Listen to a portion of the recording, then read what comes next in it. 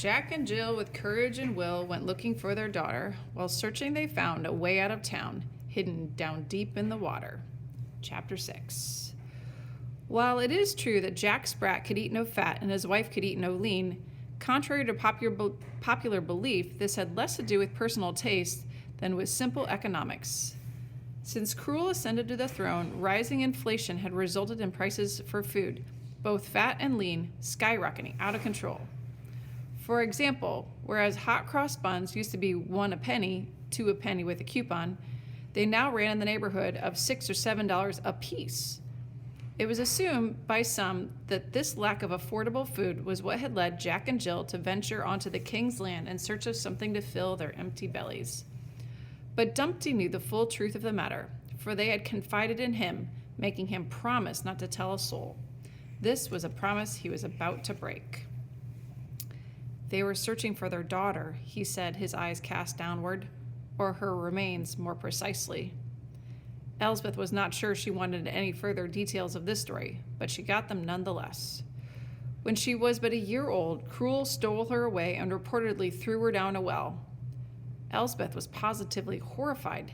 He threw a child down a well? Why would someone do such a thing? Fear, said Dumpty. Fear of what? Of the prophecy, that a young girl matching her description would one day rise up and lead the people in revolt. Elsbeth needed no more convincing that this Cruel fellow was a nasty piece of work, and now wanted more than ever to find her way out of this dreadful place. Going to the castle would be foolhardy, said Dumpty. Of course, you're more than welcome to stay with us until Jack and Jill are released from prison. And when will that be? Asked Elsbeth. Dumpty rubbed his chin and looked at Bo Peep. The word on the street from Little Robin Redbreast is that they've been given life sentences, but with good behavior, you never know. Elsbeth screamed and drew her foot back with the intention of kicking a small rock, but pulled up just short, being that she was in no mood to be yelled at by gravel just now. This is ridiculous. If the only way for me to get home is to go to the castle, then I insist I be taken there this minute. Dumpty sighed and Bo Peep shrugged. Follow me, he said. With Bo Peep trailing behind them, her stick upon her shoulder, and Fergus the grammar owl keeping pace from above, Dumpty escorted Elsbeth down the same path Elsbeth had been on, but in the opposite direction. Is this the way to the castle? Asked Elsbeth suspiciously, after about 10 minutes of walking. It doesn't look like a road that would lead to a castle. Patience, child, said Dumpty. Elsbeth tried her best to muster up some of this thing called patience, and the group trudged on in silence until Dumpty stopped abruptly and turned to address a large willow tree. Good morning, Manuel, said Dumpty. Hola, Senor Dumpty, the willow tree acknowledged in a slow, sleepy voice. If you don't mind, said Dumpty. He made a sweeping motion with his hand from left to right. No problemo, replied Manuel. Manuel pulled back his branches to reveal a large clearing in the forest. Peering in through the newly created passageway, Elsbeth was surprised to find an encampment. Set up around the perimeter of the glade were rows and rows of tents, all of different sizes and in various states of disrepair, patched with swatches of mismatched cloth. In the middle of the clearing was a campfire, and hanging above that fire an iron pot giving off a thick steam, which mingled with smoke from the fire, the mixture thinning as it wafted up above the treetops. You said you were taking me to the castle, Elsbeth sniped. I said no such thing, Dumpty replied. I merely said, follow me, and you did. And here we are. And where's here? Elsbeth demanded. We call it the suburbs, said Bo Peep. Boy, that's a stretch, said Elsbeth. Why would anyone choose to live here? We're not here by choice, I assure you, said Dumpty. We were forced here years ago when we were banished from our former home at Banbury Cross. He then motioned with his hand again. Ladies? Elsbeth stepped into the glade, and Bo Peep followed. Never before had Elsbeth been witness to such poverty and misery, and for a moment she just stood and stared at the downtrodden residents of the encampment. There were hundreds of them wandering about listlessly or sitting on large rocks or tree stumps, their heads in their hands, their faces drawn and despondent. But what Elsbeth noticed most was not the look of any one thing or any one person, but the smell of everything. What is that awful stench? She asked. Dumpty sniffed at the air. He looked at Bo Peep, and the two exchanged a quizzical shrug. Though Elsbeth found it unbearable, apparently Dumpty and Bo Peep had become used to it, like people who live near a paper mill or downwind of an egg salad factory. Could be the peas porridge, I suppose, said Dumpty. For the record, he was partially correct. The smell was a putrid combination of peas porridge in the pot, 9 days old, and the odor one might expect from a large group of people who for a week and a half have eaten nothing but legumes. Though food had been in short supply for years, a recent drought had taken the problem to an increasingly desperate level. Would you care for a bowl? Asked Dumpty, as required by his fine English upbringing. Goodness, no, said Elsbeth with a scornful sneer. Turning her nose away from the smell, she spied to her right, sitting on a log and rocking rhythmically back and forth, an oversized dinner plate staring off into nowhere while making a steady humming noise from deep down in its throat. Elsbeth put her hand to the side of her mouth, leaned toward Bo Peep, and whispered, "Is that?" "The dish," said Bo Peep with an emphatic shake of her head. "What's wrong with them?" said Elsbeth, still almost whispering. "We're not sure, really," said Bo Peep. "All we know is that he once resided in the castle and worked in the kitchen. One day last month, he ran away with a spoon. As to why, he's far too traumatized to talk about it." "And what did the spoon have to say?" "Don't know," said Dumpty. "The spoon speaks only Portuguese. When he speaks at all, that is. He's been equally affected, I'm afraid. It's likely we may never find out what happened to those poor chaps.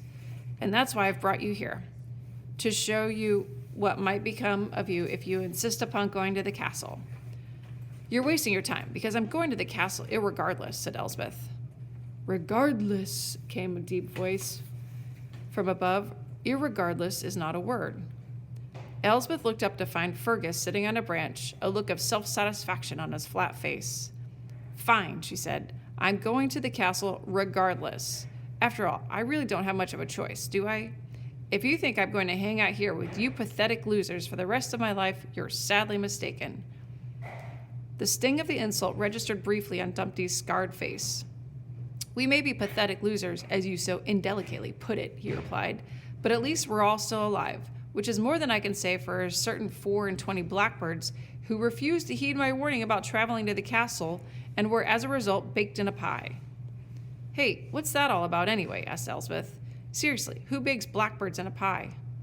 "Someone who really hates blackbirds, I guess," offered Bo Peep.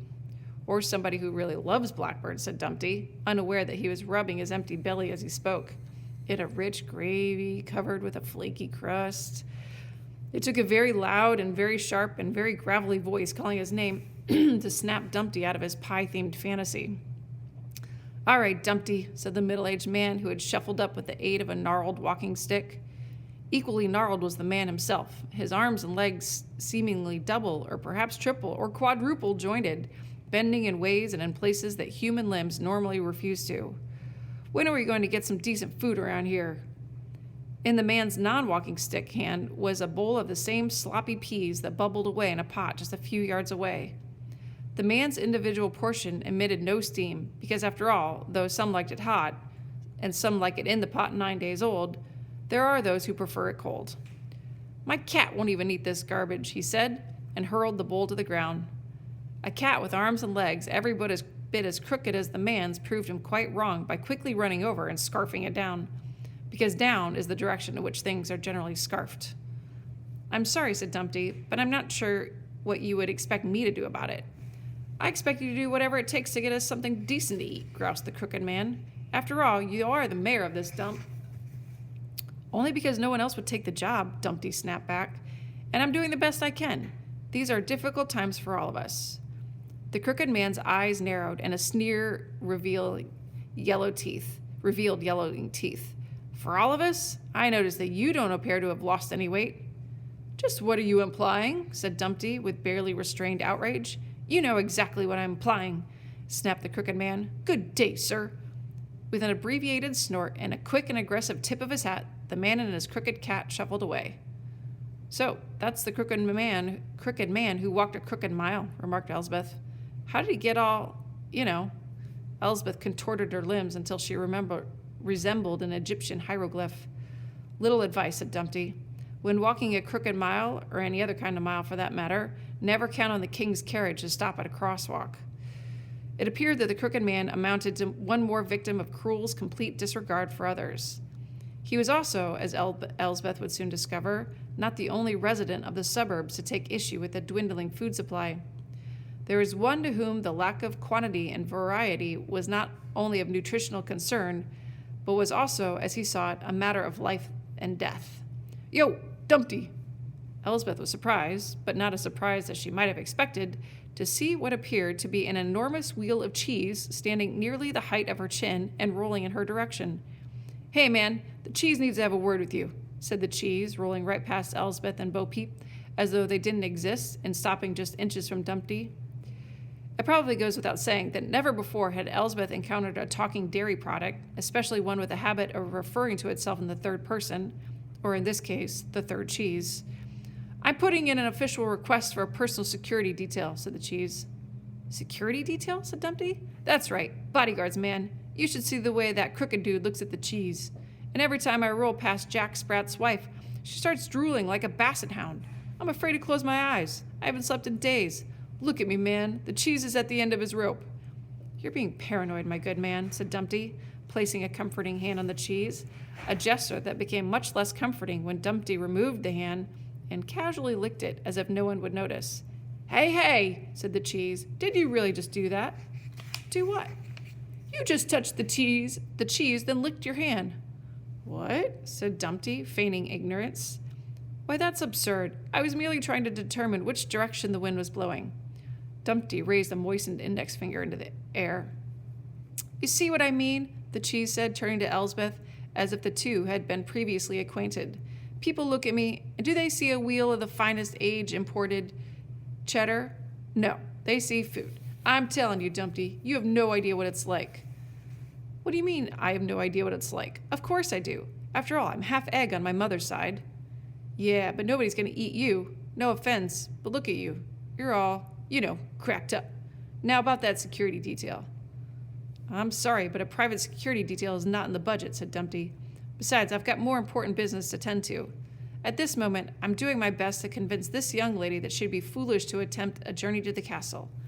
He motioned toward Elsbeth. "Hey," he said, "you look just like—" "Nah, too chubby." This was the closest in her life Elsbeth had ever come to punching a wheel of cheese. "I could really use your help in dissuading her," said Dumpty.